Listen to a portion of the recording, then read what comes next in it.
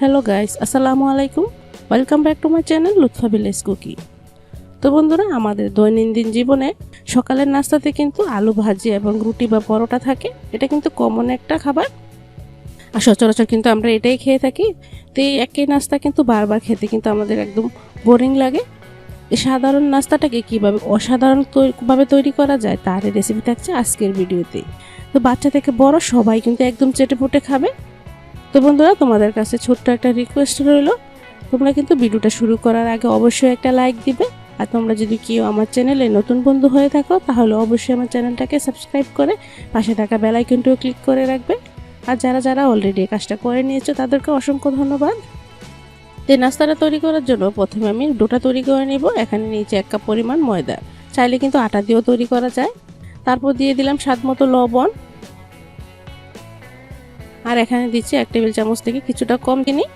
চিনিটা দেওয়ার কারণে কিন্তু টেস্টটা খুবই ভালো আসবে। তারপর আমি শুকনো উপকরণগুলো একটু ভালো করে মিশিয়ে নিব। শুকনো উপকরণগুলো ভালো করে মিশানো হয়ে গেলে 1 কাপ ময়দার জন্য 1 টেবিল চামচ তেল দিয়ে দিলাম। তেলটাকে এখন হাত দিয়ে কষলে ময়দার সাথে ভালো করে মিশিয়ে ময়ামটা খুব ভালো করে নিতে হবে। তো ময়ামটা যখন পারফেক্টভাবে করা হবে তখন কিন্তু এরকম মুঠ করলে খুব সুন্দর একভাবে দলা পাকিয়ে যাবে। তো এর পর্যায়ে আমি এখানে কুসুম গরম পানি অ্যাড করে ডোটা তৈরি করে নিব। তো এভাবে অল্প অল্প পানি অ্যাড করে আমি ডোটা তৈরি করে নিচ্ছি। তো চেষ্টা করব কুসুম গরম পানি দিয়ে ডোটা তৈরি করা, আর ডোটা কিন্তু এরকম নরম করে তৈরি করে নিতে হবে। তো ডোটা তৈরি হয়ে গেলে উপরে একটু তেল লাগিয়ে নিচ্ছি যাতে ডোটা ড্রাই না হয়ে যায় রেস্টে রাখার পর।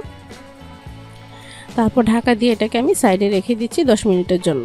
এর ফাঁকে ভিতরে পুরটা তৈরি করে নিচ্ছি। এখানে আমি 1 টেবিল চামচ দিয়ে দিচ্ছি তেল। তো তেলও কিন্তু খুবই অল্প পরিমাণে লাগবে। তারপর এখানে হাফ চামচ পরিমাণ দিয়ে দিচ্ছি আস্ত জিরা। তো জিরাটা আমি কয়েক সেকেন্ড ভেজে নিব। ভাজার পর যখন খুব সুন্দর একটা গ্রান ছড়াবে তখনই দিয়ে দিচ্ছি রসুন কুচি এবং পেঁয়াজ কুচি। তো যারা পেঁয়াজ রসুনটা খান না তারা কিন্তু এটা স্কিপও করতে পারে। তারপর পেঁয়াজ রসুন এবং জিরাটা আমি কিছুক্ষণ ভেজে নিব। পেঁয়াজ রসুনের কাঁচা গন্ধ যাওয়া পর্যন্ত কিন্তু এটাকে একটু ভেজে নিতে হবে। যখন পেঁয়াজ রসুনগুলো এরকম খুব সুন্দরভাবে নরম হয়ে আসবে এই পর্যায়ে দিয়ে দিব কাঁচামরিচ। তো এখানে আমি পাকা মরিচ ইউজ করেছি।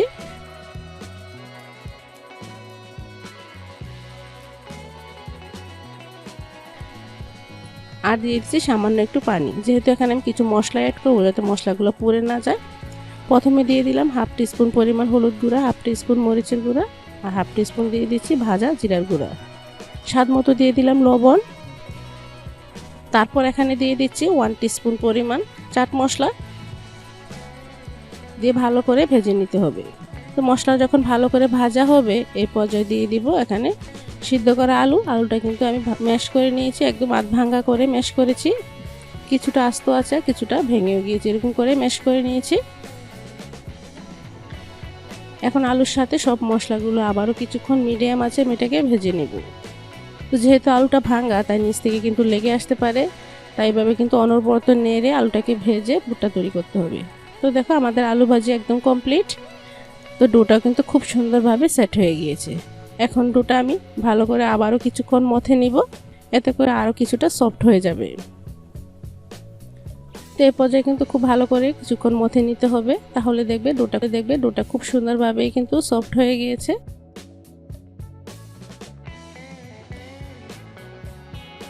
সাইজে 3টা লেচি কেটে নিলাম।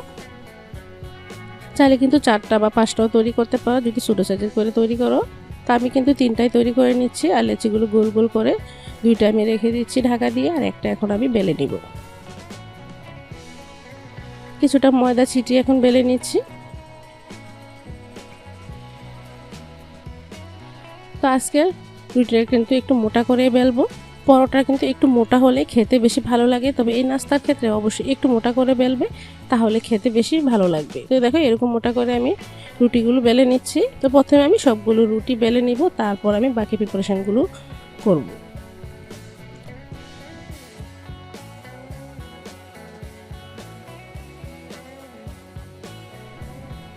তো সবগুলো রুটি কিন্তু বেলা হয়ে গিয়েছে। এখন চুলায় একটা প্যান বসিয়ে দিয়েছি। প্যানটা ভালোভাবে গরম হয়ে গেলে একটা রুটি দিয়ে দিলাম। তেল ছাড়া কিছুক্ষণ এটাকে আমি ছেঁকে নিব।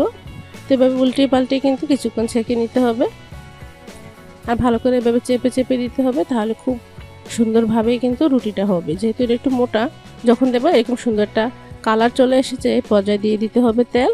তেলও দেখো খুবই অল্প পরিমাণে দিতে হবে, চাইলে কিন্তু এখানে ঘিও অ্যাড করতে পারো, এতে করে টেস্টটা আরও ভালো আসবে। তো তেলটা দেওয়ার পর কিন্তু উল্টে পাল্টে এটাকে খুব সুন্দর একটা কালার চলে আসা পর্যন্ত ভেবে উল্টে পাল্টে কিন্তু পরোটাটা ভেজে নিতে হবে। ভাজা হয়ে গেলে এক সাইডে পর্যাপ্ত পরিমাণ দিয়ে দিচ্ছি আলুর পুরটা দিয়ে উপর থেকে কিছুটা মোজারেলা চিজ দিয়ে দিচ্ছি। হাতের কাছে না থাকলে স্কিপ করলেও হবে, তবে চিজি জিনিসটা কিন্তু বাচ্চারা খেতে খুবই পছন্দ করে, তাই চেষ্টা করবে একটু চিজ দেওয়ার জন্য, তাহলে দেখবে খেতে দারুণ লাগবে। তো যেসব বাচ্চারা সস পছন্দ করে এই পর্যায়ে কিন্তু চিজের রসও দিয়ে দিতে পারো। তারপর আলতোভাবে আবার ভাজ করে নিতে হবে। তো দেখো এটা কিন্তু অলরেডি কিন্তু খুব সুন্দর একটা কালারও চলে এসেছে। যাতে চিজটা একটু মেল হতে পারে তার জন্য আর কিছুক্ষণ এভাবে হালকা ছেঁকে নেব। হালকা আছে ছেঁকে নিয়েছি, দেখো চিজটাও কিন্তু খুব সুন্দরভাবে মেল হয়ে গিয়েছে। তো একটা নাস্তা কমপ্লিট, খুব সহজেই কিন্তু দেখতে পাচ্ছ একটা নাস্তা আমার তৈরি হয়ে গেল। চাইলে বাচ্চাদের টিফিনে এই নাস্তাটা তোমরা দিতে পারো। তারপর আমি আরেকটা তৈরি করে তোমাদের দেখাচ্ছি। তো প্রথমে এভাবে আমি তেল ছাড়া কিছুক্ষণ ছেঁকে নিব। তো দেখো এরকম কালার চলে আসবে, এই পর্যায়ে আবারও কিছুটা তেল দিয়ে নিলাম।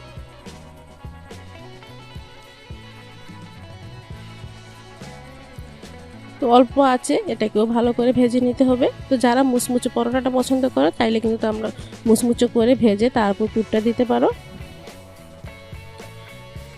তো এরকম সহজ টাইপের নাস্তা কার কার ভালো লাগে তা কিন্তু অবশ্যই কমেন্ট করে জানাবে। আমাদের ছোট্ট একটা কমেন্টের আশায় কিন্তু আমরা অবশ্যই থাকি, আর অবশ্যই একটা লাইক দিবে, আর ফ্রেন্ডস অ্যান্ড ফ্যামিলির মাঝে বেশি বেশি শেয়ার করে দিবে। তোমাদের বন্ধুদের মাঝে বেশি বেশি শেয়ার করলে এরাও কিন্তু এই ভিডিওটা দেখে উপকৃত হতে পারবে।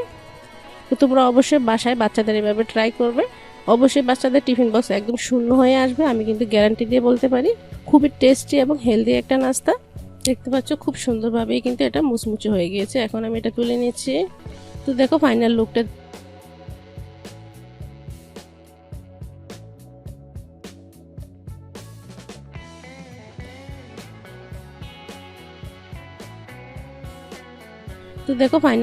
দেখতে কতটা সুন্দর ও লোভনীয় দেখাচ্ছে। তো বন্ধুরা যেসব বাচ্চাদের এবার টিফিনে দিবে তারা কিন্তু নেক্সট টাইম রিকোয়েস্ট করবে আবার এই নাস্তাটা তৈরি করে দেওয়ার জন্য।